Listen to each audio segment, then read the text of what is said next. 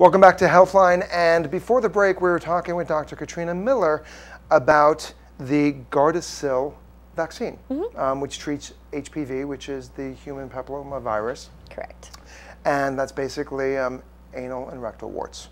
And you suggest that young boys and girls get it from the age of 10 on. Yeah, and I would say it's genital warts and then also cancers that can develop from the virus. And I just think it's a really good idea. We can really reduce not only things that are very uncomfortable, but also cancer.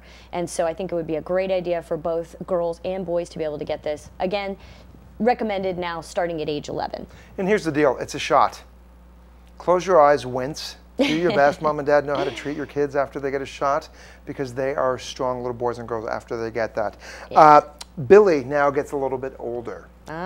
So he's playing outside with his friends. He's eating healthy, getting great sleep, very focused. Very good. His hormones pop into place. And also real quickly too, growth spurts. What do you recommend for a young boy that has a huge growth spurts? And I remember when I was younger, my joints hurt and my knees hurt. What do you recommend for that? Growing pains, you know, anti-inflammatory medicines like ibuprofen can really help, Tylenol can help, but beyond that, there's just, you know, not a lot you can do. Sometimes maybe some warm and cool compresses, depending on where the pain is. But, you know, the other hand is, of course, the psychological support, because not only does it physically hurt, but also you get to the point where you're not like you were and you're not like the other kids that you've been hanging out with. And of course, for boys, they can have their growth spurts later than girls. So they're shorter than girls up to a point, and then all of a sudden they shoot up. And of course, they might not be the same size as their male friends. Puberty happens at different times. It's rough. It's totally rough. And kids can be so hard on each other. So parents and anybody who knows kids or is in contact with kids, you know, watch out at those times. You know, puberty is a rough time for kids, and especially nowadays when we've got all this texting and Facebooking going on and people can just anonymously say such terrible things about each other without really being responsible for it. We really have to be more careful about how we're supporting our kids and how we're showing them to support and be kind to each other. And I have to just say, too, that it starts at home with you, mom and dad, because the way you share with your children and you teach your children how they treat their friends are the way that they're going to take it into the world. Exactly. And my parents taught us to be great to people, so shout out, mom and dad, yay. It worked. Thank you. So, Billy, puberty, what do you suggest, other than the psychological support and the emotional support of friends and siblings and family? Education, knowledge. The more Billy knows about what's going on, the better off he's going to feel. Where does he get the education and the knowledge? Parents. Friends, I gotta say, it's gonna be from friends too. Like, yo, dude. Right, and coming to us. Okay. Yeah, your healthcare provider, you know, that can be the family physician, internal medicine, adolescent medicine, all kinds of people can help you out with that. There's a lot of good information out there in books and on the web as well, but of course the best relationship to have is that with your parents.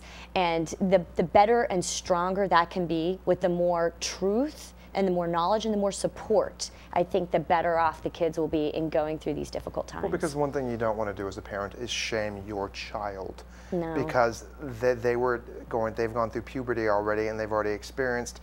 So moms and dads, be open, present, and loving to Billy. Yeah. Because his hormones are raging inside and basically he just has questions. And be kind and be honest and just be tender with your kid. Yeah. Also, I just want to say, you know what? You don't have to, just because hormones are raging, doesn't mean you have to follow suit.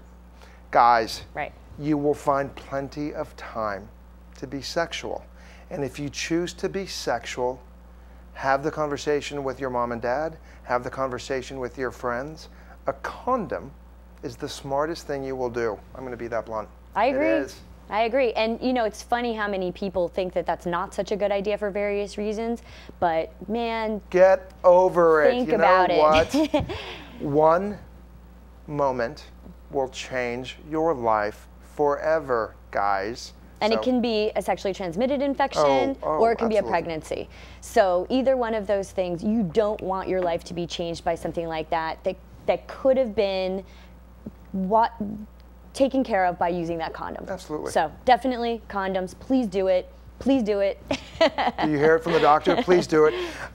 Okay, so, and again, guys, totally active, eat healthy. Do you suggest find a sport that you love? Oh, definitely. Find Again, a hobby, continue activity, continue exercise, continue activity. Do the things that you can do that are actually active outdoors, getting you some exercise. But of course, if you like to be on the math team too, go ahead and do that. Yes. You know. But also do things that you want to do, because you'll find more joy in it. Don't do things because of peer pressure.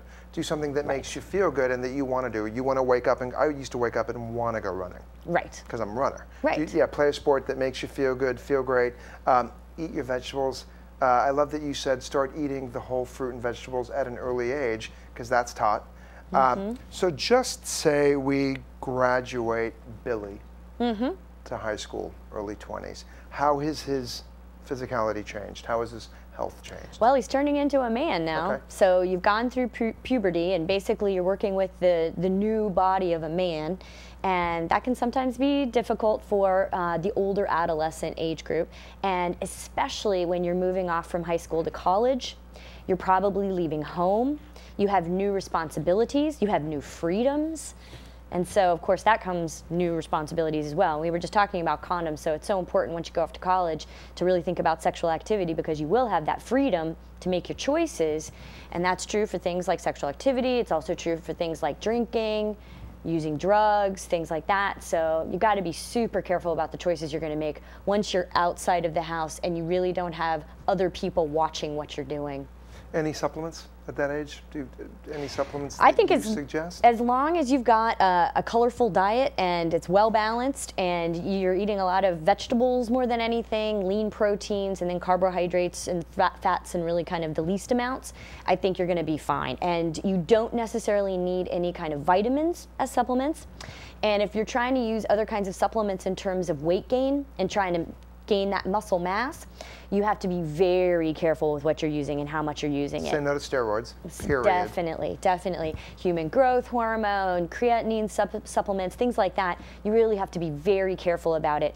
A lot of people really try to use way too much of that stuff, and I've seen kidney damage because of those kinds of things.